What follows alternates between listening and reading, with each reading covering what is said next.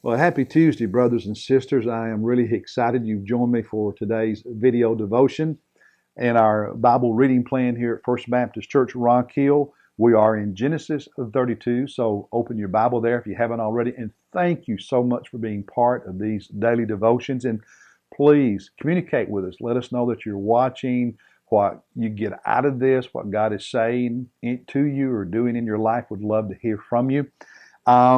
Genesis 32, and as I've mentioned previously, I've started putting kind of like a headline or a tagline for each chapter and what God says to me in that chapter. And what I wrote for Genesis 32 is this: fear is a natural human emotion, even for people who walk with God. Jacob in this chapter and other chapters had some amazing encounters, experiences with God and with angels. Chapter 32 begins in verse 1, and I had never noticed this before. He's on his way back to Canaan after 20 years in Haran with Laban. He's on his way back to Canaan with his family and possessions.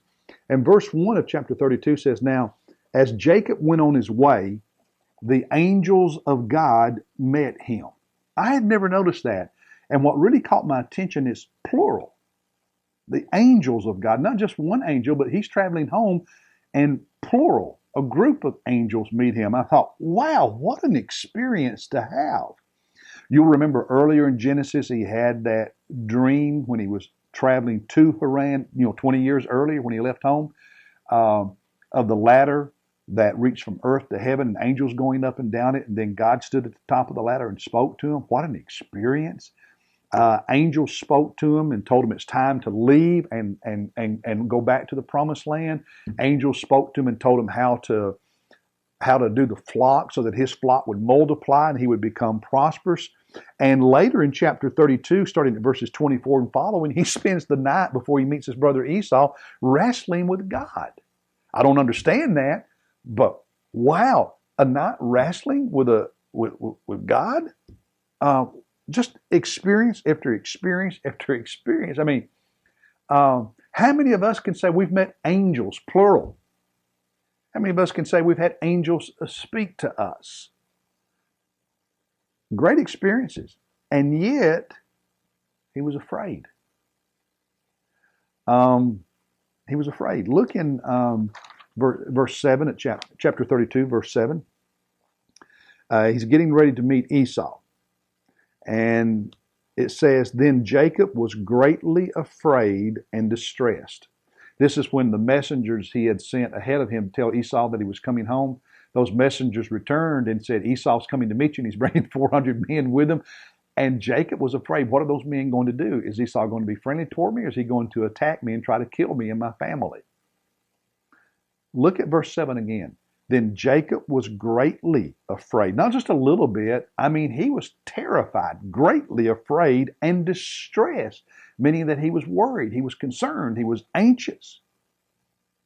That was right after he had met all those angels on the way home in verse 1.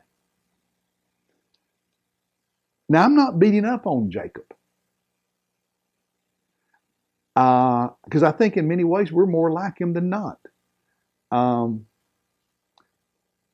What God said to me, my takeaway was that being a person of faith does not mean we have no fear. Faith is not the absence of fear. Faith is the willingness and the ability to obey and move forward in spite of the fear.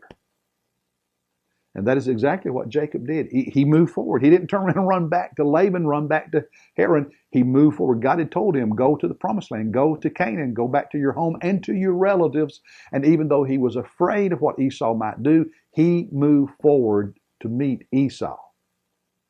Faith is not the absence of fear. It's the willingness and the ability to move forward and obey God in the face of it. That's great faith. So it's human. It's human. It's natural to have fear, even when we're doing what's right, even when we're doing what God tells us sometimes. And we can have great encounters with Jesus Christ. Just, Jacob met all these angels. We can have our own encounters with Jesus Christ that bless us and inspire us and motivate us and change us And yet there's still going to be those moments when we're doing what we're supposed to do, that there's a little bit of anxiety or fear. That's okay. It doesn't mean you don't have faith. Obedience is evidence of faith, even if you're a little bit afraid when you do it. So don't let fear stop you. And don't let the fact that you sometimes feel the emotion of fear cause you to think, wow, what's wrong with me? I must not be a good Christian. Now, if you keep obeying God, even when you're afraid, that is great faith. I hope that encourages you. And keep moving forward, brothers and sisters. God bless you. I'll see you tomorrow.